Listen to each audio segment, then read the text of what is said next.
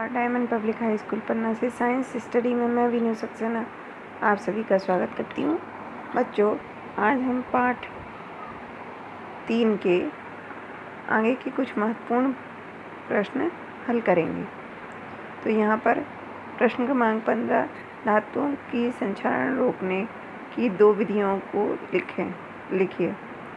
तो इसमें पहला है रोधी विधि द्वारा, यानी वायु तथा धातु के बीच में रोधी परत लगाकर धातु का संक्षारण रोका जा सकता है, या पेंट, वार्निश या टिन, कॉपर, क्रोमियम, निकल का विद्युत लेपन करके किया जा सकता है। दूसरा है उत्सर्ग विधि द्वारा।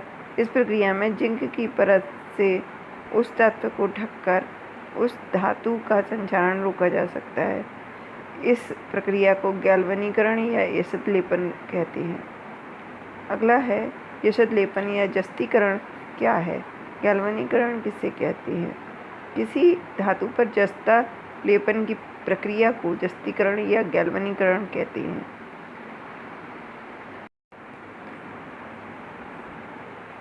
अगला प्रश्न है अपचयन क्या है? तो धातु यौगिकों से धातुओं को प्राप्त करने के प्रक्रम को अपचयन कहते हैं। इसके बाद 1 अंक वाले जो प्रश्न आते हैं पेपर में, वो उनमें कुछ प्रश्नों को हल करते हैं। पहला है 2 धातुओं के नाम लिखिए जो ऊष्मा की सर्वाधिक चालक हैं। तो चांदी एवं कॉपर। 2 सबसे अधिक आघातवर्ती धातुओं के नाम लिखिए। तो सोना और चांदी। 2 ऐसे धातुओं के नाम लिखिए जिन्हें चाकू से आसानी से काटा जा सकता है। तो ये हैं सोडियम एवं पोटेशियम। अगला प्रश्न है उन 2 धातुओं के नाम लिखिए जिनका गलनांक इतना कम होता है कि हाथ पर रखते ही वे पिघल जाती हैं। तो ऐसी धातुएं गैलियम और सीजियम। गैलियम तथा सीजियम। एक धातु तथा एक अधातु का नाम बताइए जो कक्ष ताप पर द्रव अवस्था में पाई जाती हैं। तो धातु है पारा और अधातु है ब्रोमीन। अगला प्रश्न है एक ऐसी अधातु का नाम बताइए जिसकी सतह चमकदार होती है। तो इसका उत्तर है आयोडीन।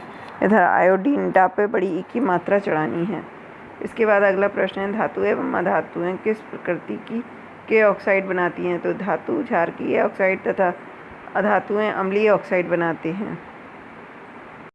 अगला प्रश्न है कार्बन के उस अपरूप का नाम बताइए जो अभी तक ज्ञात सर्वाधिक कठोर है। तो इसका उत्तर है हीरा। अगला प्रश्न है उन धातुओं के नाम लिखिए जो पानी में रखने पर तैरने लगते हैं। तो इसका उत्तर है कैल्शियम तथा मैग्नीशियम। अगला प्रश्न है कौन सी 2 धातुएं तनु नाइट्रिक अम्ल के साथ अपक्रिया करने पर हाइड्रोजन गैस उत्पन्न करती हैं। तो इसका उत्तर है मैग्नीशियम तथा मैग्नीज।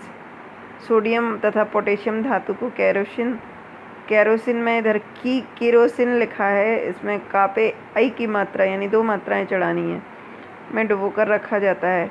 इसका उत्तर है सोडियम तथा पोटेशियम हवा एवं जल के साथ सामान्य ताप पर भी बहुत तेज़ी से अपक्रिया करती हैं। यदि इसे खुला में रखा जाए तो वह आग भी पकड़ लेती हैं, अतः इनकी सुरक्षा के लिए इसे केरोसिन तेल में डुबोकर रखा जाता है। अगला प्रश्न है मैग्नीशियम धातु जब हवा में जलती है तब इसकी लौ का रंग क्या होता है। तो इसका उत्तर है हल्का हरा और नीला।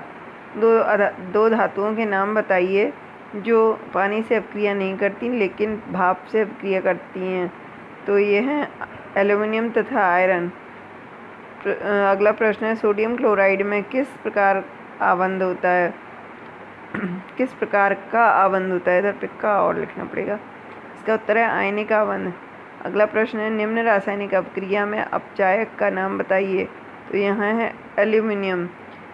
अगला प्रश्न है उस विधि में धा पर छोटी की मात्रा चढ़ानी है का नाम बताइए जिसके द्वारा सक्रियता श्रेणी में सबसे ऊपर स्थित ऊपर में बड़ी की मात्रा लगा दीजिए स्थित धातुओं को निष्कर्षित किया जाता है।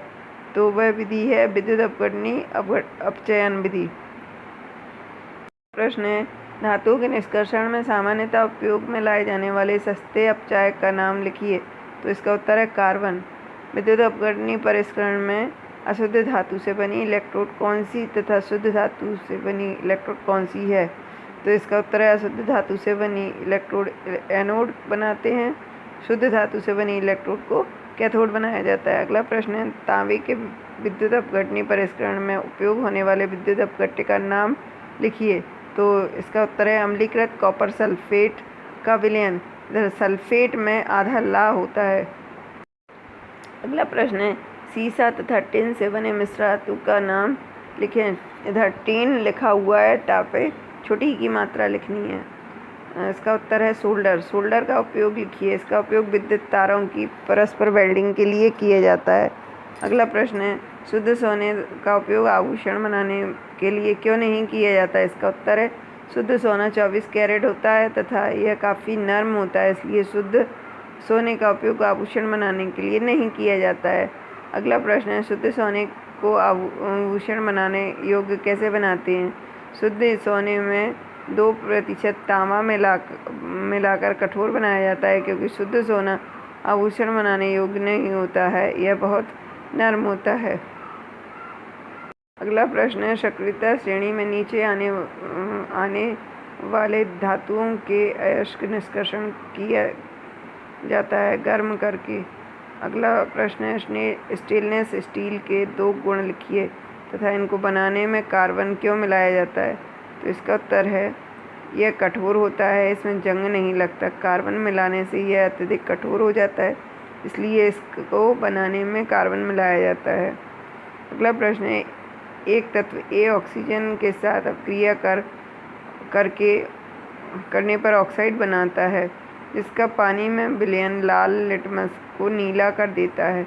तत्व ए धातु है या अधातु।